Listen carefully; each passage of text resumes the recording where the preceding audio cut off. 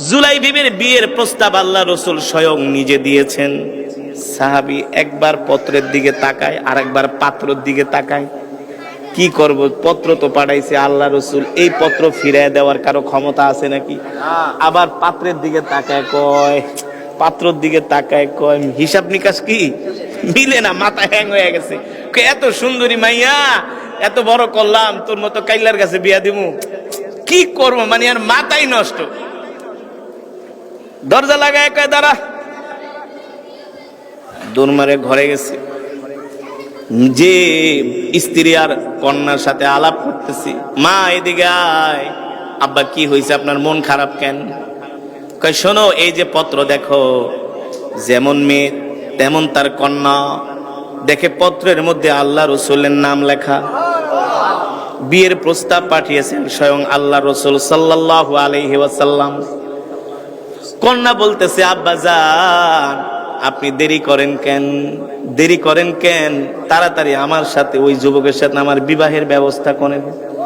এখন মেয়ে তো আর জানে না ছেলে যে কত নাম্বার ব্ল্যাক গোল্ড, কি গোল্ড, ব্ল্যাক গোল্ড, কালো সোনা। ছেলে তো ব্ল্যাক গোল্ড। বাবা না পারে কইতে, না পারে সইতে। এই দিকে আবার জুলাইবি অনেকক্ষণ দাঁড়ায়, বুঝছি গরিব মানুষ বিয়া ঠিয়া দিব না, আর কতক্ষণ অপমানিত হবো জায়গা। সেও হাঁটা শুরু করছে, না বিয়া দিব না, খালি খালি আমার দাঁড়া করে আমার অপমান করতেছে, আত্মমর্যাদা তো আছে বুঝলেন। সে দৌড় শুরু করছে। আবু আইয়ুব আনসারীর কন্যা বলে, আব্বা জান এত চিন্তা করেন কেন, বিয়ের প্রস্তাব দুনিয়ার কোন সাধারণ মানুষ দেয় নাই, বিয়ের প্রস্তাব দিয়েছেন রাহমাতুল লিল আলামিন। আর আল্লাহ রসুলের বিয়ের প্রস্তাব ফিরায় দিবে পৃথিবীতে এমন কারো সাহস নাই। আল্লাহু আকবার। আব্বা জান ছেলে যত কালো হোক না কেন, যত গরিব হোক না কেন, ছেলেকে ডাক দেন, আমি তার সাথে বিবাহ বন্ধনে আবদ্ধ হব একমাত্র আল্লাহ রসুলের মহব্বতে। আল্লাহু আকবার। আর এই জমানায় কিছু মহিলা আছে যারা দাড়িওয়ালা পুরুষ দেখতে পারে না, আছে কি আছে না? যে মহিলা দাড়িওয়ালা পুরুষ দেখতে পারে না, ওই মহিলার সাথে সংসার করা জায়েজ নাই, হারাম হারাম হারাম। কি মনে করছেন এই সুন্নত কা? কেউ যদি আল্লাহ রসুলের সুন্নতকে অবজ্ঞা করে, টিটকারি মারে, তার ঈমান থাকে না। এত সোজা না, তার ঈমান থাকে না। হুরে মদিনা সুন্দরী কন্যা, ধনাঢ্য পরিবারের কন্যা হলো আবু আইয়ুব আনসারীর মেয়ে। ডাক দিয়ে বলে, আব্বা জান জুলাইবিবকে ডাক দেন, যত কালো হোক, যত গরিব হোক, আমি তাকে বিবাহ করব। শুধু বিবাহই করব না, আমি তার খেদমত করতে করতে আমার জীবনটাকে শেষ করে দিব, তার জন্য আমি আমার জীবনকে ওয়াকফ করে দিব। ডাক দিছে, ইয়া জুলাইবিব তাল, এদিকে আসো। যাও কেন? কে আপনি এতক্ষণ ঘরের দরজায় দাঁড় করা রাখছেন, আমার একটা মর্যাদা আছে না? কালো হইলে কি হয়েছে, আত্মমর্যাদা তো আছে। শোনো, রাগ করো না, যাও যাও, আল্লাহ রসুলকে যায় বলবা আমি তোমার সাথে আমার কন্যাকে বিয়ে দিতে রাজি আছি। জোরে বলেন সুবহানাল্লাহ। দৌড়ে জুলাইবিব আল্লাহ রসুলের কাছে গেলেন। আল্লাহ রসুল মুস্কি মুস্কি হাসতেছে। সাহাবী, ব্যাপার কি? ওগো নবীজি, বিয়ার প্রস্তাবে তো রাজি হয়ে গেছে। আল্লাহ নবী কইতে যাও বিয়া করো। কয় বিয়ে যে করবো, টাকা পামু কই? অর্থবিত্ত তো কিছুই নাই, ঘর নাই, বাড়ি নাই, আপনি তো বিয়ায় নামাইছেন, এখন আমি টাকা পয়সা কোথায় পাবো? আল্লাহ রসুল বলল, যাও আমার জামাই ওসমানের কাছে যাও, আমার ওসমানকে বলবা তোমার বিবাহের খরচ দিয়ে দিতে। জোরে বলেন আল্লাহু আকবার। জুলাইবিব দৌড়ে ওসমান রাদিয়াল্লাহু তাআলা আনহুর কাছে গেলেন পত্র নিয়া। ওসমান রাদিয়াল্লাহু তাআলা আনহু, ওসমান ইবনে আফফান রাদিয়াল্লাহু তাআলা আনহু জুলাইবিবের বিবাহের খরচ দিয়া দিলেন। যাও যাও বিয়া করো, বাজার করতে যাও। এবার জুলাইবি বিয়ের বাজার করার জন্য চলে গেছেন বাজারে। বিয়ে করতেছে, ধুমধাম বিয়ে বাজার করতেছে, বিয়ের বাজার করতেছে। প্রায় বাজার করা অর্ধেক শেষ। হঠাৎ করে কে যেন ঘোষণা করতেছে, এ মদিনার যুবকেরা, এ মদিনার সাহাবীরা, এ মদিনার পুরুষেরা, শোনো, আল্লাহ রসুল তোমাদেরকে এই মুহূর্তে যুদ্ধের ময়দানের জন্য আহ্বান করছি। এই যে আমার পছন্দ দাঁড়ায় গেছে।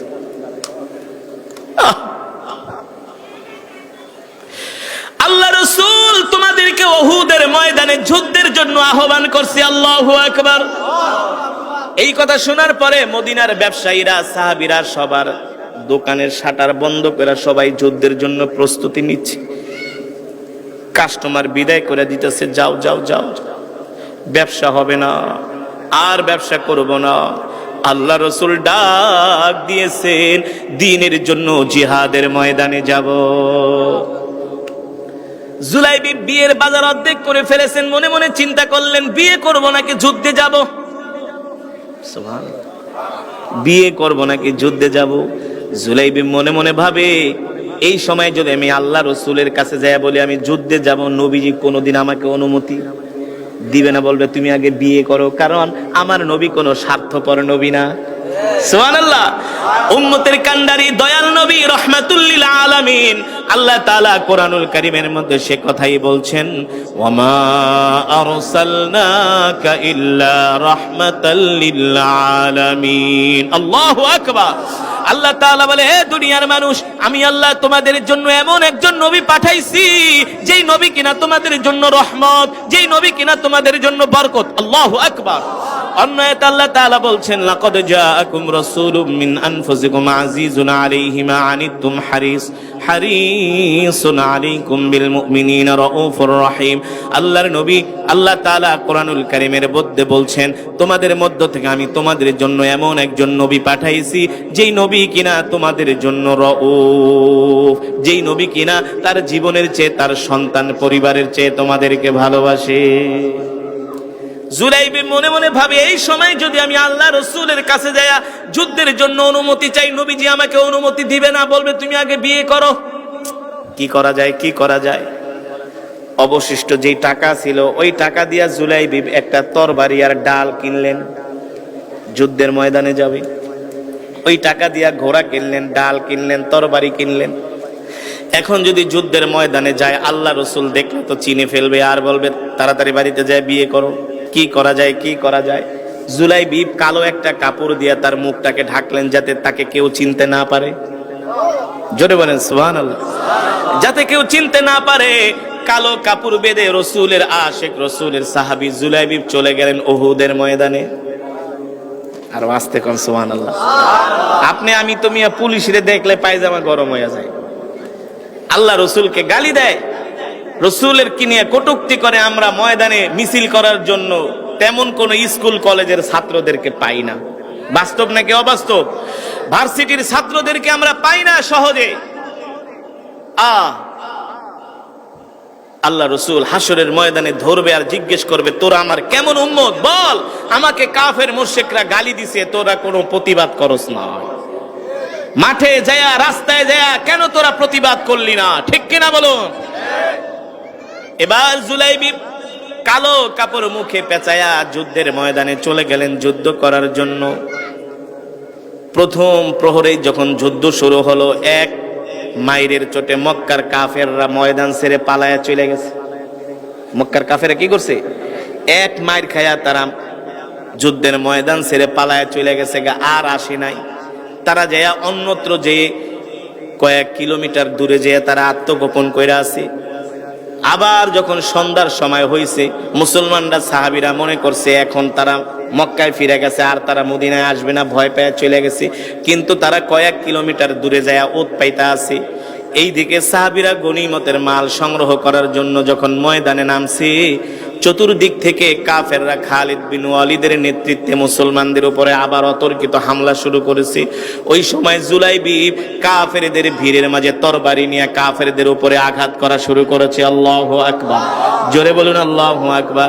এক পর্যায়ে জুলাইবি কাফেরদের সাথে লড়াই করতে করতে কয়েকজন কাফেরকে জাহান্নামে পাঠায়া জুলাইবি আল্লাহর জমিনে দ্বীন কায়েমের জন্য তিনি শাহাদাত বরণ করেন।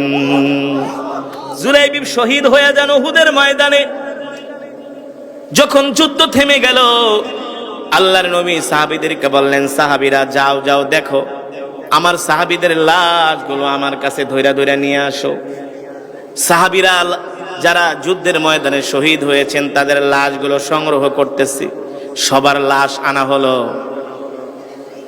একজন সাহাবী দেখেন কাফেরদের যেখানে সবচেয়ে বড় ভিড় ছিল, যেখান দিয়ে তারা হামলা করেছে, ওই কাফেরদের তাঁবুর কাছে একটা লাশ পড়ে আছে, যার মুখে কালো কাপড় পেঁচানো, চেহারা চিনা যায় না। আয়েশা বললেন, ওগো আল্লাহর নবী রাহমাতুল লিল আলামিন, ওই যে যুদ্ধের ময়দানের ওই কর্নারে একটা লাশ পড়ে আছে, তার মুখের মধ্যে কালো কাপড় পেঁচানো, দেখতে কেমন যেন ছোট ছোট মনে হচ্ছে। আল্লাহর নবী স্বয়ং নিজে গেলেন, যায়া মুখের কাপড় টান দিয়া দেখেন রাসূলের সাহাবী জুলাইবিব উহুদের ময়দানে দ্বীনের জন্য শহীদ হয়ে গেছে। আল্লাহ রাসূলের সাহাবী জুলাইবিব রাদিয়াল্লাহু তাআলা আনহু আল্লাহর জমিনে আল্লাহর দ্বীন কায়েম করার জন্য উহুদের ময়দানে শহীদ হয়ে গেছে। আল্লাহর নবী বললেন, সাহাবীরা আমার জুলাইবিবের লাশটা আমার কাছে নিয়ে আসো। হযরত জুলাইবিবকে আল্লাহ রাসূলের কাছে আনা হলো। জুলাইবিবের মাথাটা আল্লাহ রাসূল তার কোলের মধ্যে নিয়ে জুলাইবিবকে আদর করতেছে আর বলে, জুলাইবিব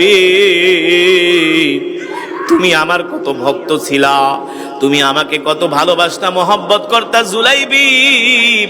আমি জানি আমি তো তোমাকে বিবাহ করার জন্য পাঠিয়েছিলাম। ও জুলাইবিব, তুমি বিবাহ না করে যুদ্ধের ময়দানে এসে আল্লাহর জমিনে দ্বীন কায়েমের জন্য শহীদ হয়ে গিয়েছো।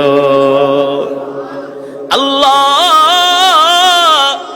আমি আমার জুলাইবিবের উপরে খুশি, তুমিও আমার জুলাইবিবের উপরে খুশি হয়ে যাও। আল্লাহু আকবার।